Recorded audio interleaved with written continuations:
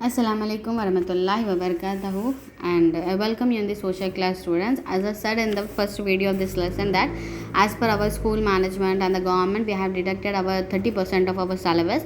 So we have jumped to the 14th lesson, that is history of India and Aryans to Mughals, and we have seen about the mystery of history until Maurya dynasty we have seen. Now we'll move to the Gupta dynasty. Okay, Gupta dynasty. See, the Guptas were rulers who built a powerful empire.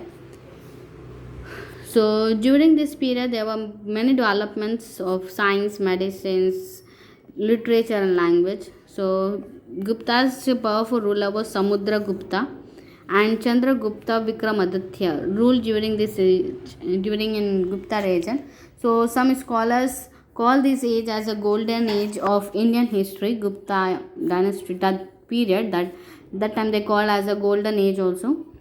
So many foreign rulers attacked India several times after this period. So the Indian rulers also kept fighting amongst each other for to build their empire. Okay, now coming to the Delhi Sultanate. See, in the absence of strong central power of Afghan rulers, Muhammad Ghori attacked and won Delhi and areas around it. He left his general Qutbuddin Aibak to look after the area on his behalf and returned to the home to Afghan.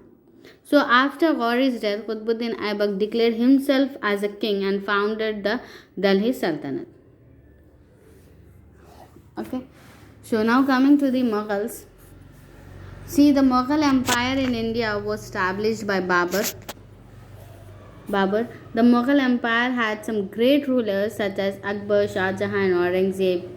Okay, so Babur's grandson Akbar was one of the famous ruler of India, and he not only brought many new areas, and he also built a huge empire with his excellent administrative system, and he was a just ruler and treated all his subjects fairly irrespective of their religion.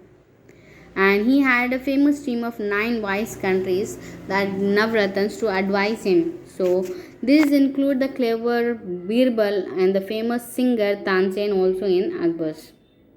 Now kingdoms in the south. See, 2 great kingdoms rose in South India or the Deccan. One was Vijayanagara Empire and the other was Bahmani Kingdom. So the most famous ruler of Vijayanagara Empire was Krishna Deva Rai, and he was a great ruler who brought about many developments and encouraged arts and architecture at that time. So now coming to Mughals after Akbar. See, Akbar's son Jahangir followed Akbar's to the throne. Special chair used by a king. Throne, THRONE, throne. A throne is a special chair which is used by a king or a queen. So now Jahangir's sons Shah Jahan built the famous Taj Mahal in Agra in a memory of his wife Mumtaz Mahal. Okay, Taj Mahal is all considered one of the wonders of the world. He also built a Jama Masjid in Delhi, and it is the largest mosque in India. So when Shah Jahan's son Aurangzeb became the emperor, he became to conquer to take control